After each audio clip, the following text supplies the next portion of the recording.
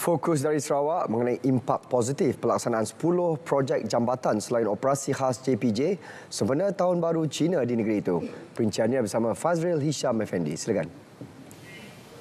Terima kasih, Sahi. Sarawak optimis beberapa projek jambatan yang sedang dalam pelaksanaan dapat disiapkan tahun ini dan memberi kemudahan kepada rakyat. Perkembangan positif pembangunan infrastruktur di Sarawak dimulakan dengan penyiapan dan pembukaan jambatan Marudi di bahagian Miri pada November tahun lepas. Ini disusuli pembukaan jambatan Batang Lasa di Mukah pada 9 Januari lalu yang menghubungkan daerah Matu dengan Pulau Bruid. Timbalan Menteri Infrastruktur dan Pembangunan Pelabuhan, Dato' Aidil Riu pada satu majlis di pusat berkata, 2 lagi projek jambatan bakal siap tidak lama lagi iaitu Jambatan Jepak di Bintulu dan Jambatan Batang Saribas 1 di daerah pusat.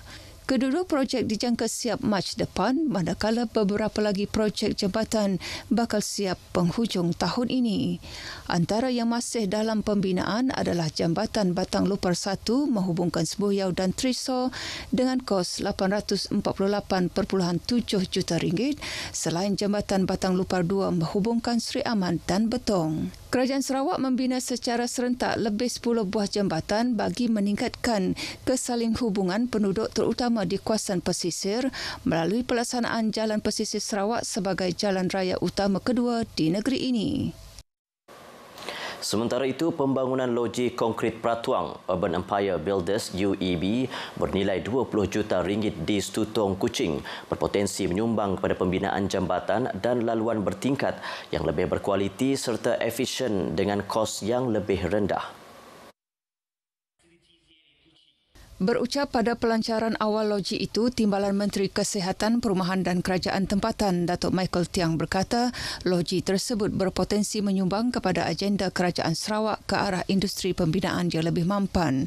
Beliau juga berharap agar loji tersebut akan dapat memastikan pelaksanaan projek laluan merah sistem pengangkutan Bandar Kuching KUTS berjalan lancar mengikut jadual yang telah ditetapkan. UEB bersama Sri Datai Sendirian Berhad dan CHEC Construction Sendirian Berhad telah menubuhkan satu konsortium dan menerima tawaran bagi pembinaan laluan merah projek KUTS sepanjang 12.3 kilometer. Jabatan Pengangkutan Jalan JPJ Sarawak menggerakkan 500 anggota penguat kuasa untuk melaksanakan operasi khas Tahun Baru Cina 2025 yang telah bermula 20 Januari lepas sehingga 9 Februari ini. Pengarah JPJ Sarawak Norizan Jili dalam kenyataannya berkata, operasi khas bertujuan mengurangkan kemalangan jalan raya. Ia meliputi ops motosikal, ops kenderaan perkhidmatan awam, ops kenderaan perkhidmatan barangan, ops teknikal dan ops 9 biksin. Katanya JPJ turut melaksanakan larangan pemanduan kenderaan perkhidmatan barangan pada 27 dan 28 Januari ini serta 1 dan 2 Februari depan dengan pemantauan intensif oleh pasukan penguatkuasa. Pemandu yang melanggar larangan tersebut akan dikenakan saman dan kenderaan mereka akan disita selama 48 jam di bawah Seksyen 59 Akta Pengangkutan Jalan 1987. Norizan juga berkata pemeriksaan teknikal ke atas bas ekspres telah dilakukan selama seminggu bermula 13 Januari lepas di depo seluruh Sarawak bagi memastikan keselamatan kenderaan tersebut. Bas yang lulus pemeriksaan diberikan slip pemeriksaan sah untuk tempoh seminggu, manakala bas yang mempunyai masalah teknikal dilarang beroperasi sehingga pembaikan dilakukan.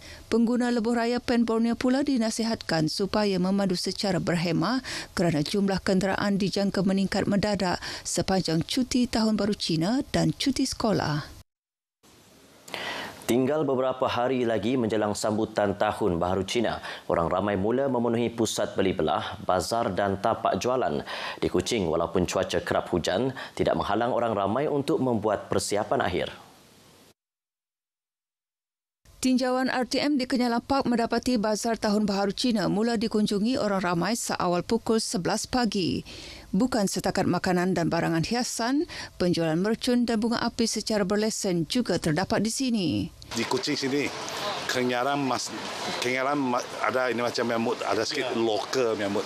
Jadi semua Cina dia orang biasa mau jalan sini jalan-jalan. Tidak ada lesen, memang tidak boleh. Sekarang? Ada lesen.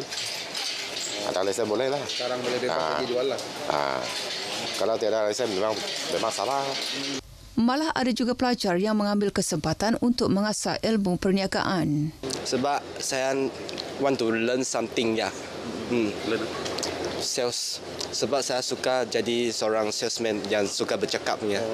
Sungguh pun Kenyal Lampak didominasi komuniti Cina, namun bagi Roslan Hulaimi dan isteri, ia bagaikan lubuk emas bagi peniaga sepertinya. Saya jadi masalah bagi daknya.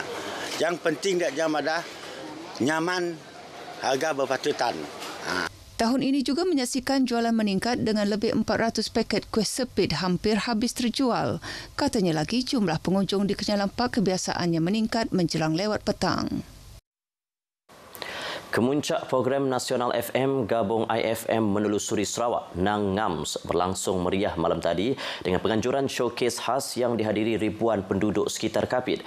Pengarah bahagian program radio RTM, Saifuzzaman Yusof berkata, program Nang Ngams selepas ini akan disusuli pemilihan lokasi-lokasi tertentu agar RTM dapat mendekati semua pendengarnya.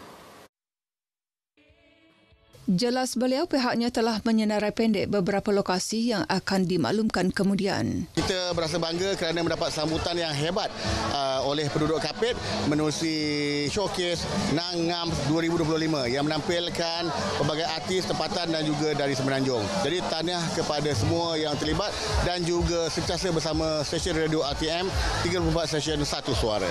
Berlangsung di dataran Kapit, showcase menampilkan persembahan mantap, taisan gendang 24 musim, Kapit Tari serta beberapa penyanyi popular tempatan dan Semenanjung. Laban ke terubah ya sidak ke datai di to ke agak peluang ke bangsa to cukup rami cukup mayu orang ke datai ngau medak pengrami ke bantai ke sidak ya malam to. Dah tengok Bagio Dama Sutra dengan artis-artis tempatan lah sini. Bolehlah untuk hilangkan bosan di rumah, turun ke sini untuk apa? Tengok konsert-konsert macam ni. Boleh lagi lah buat.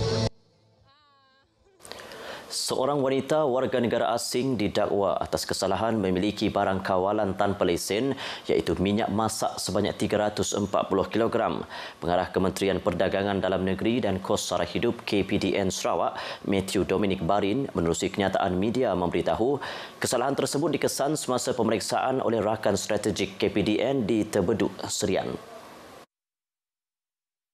Pendakwaan dilakukan oleh KPDN Sarawak di Mahkamah Seksyen Kota Semarahan semalam.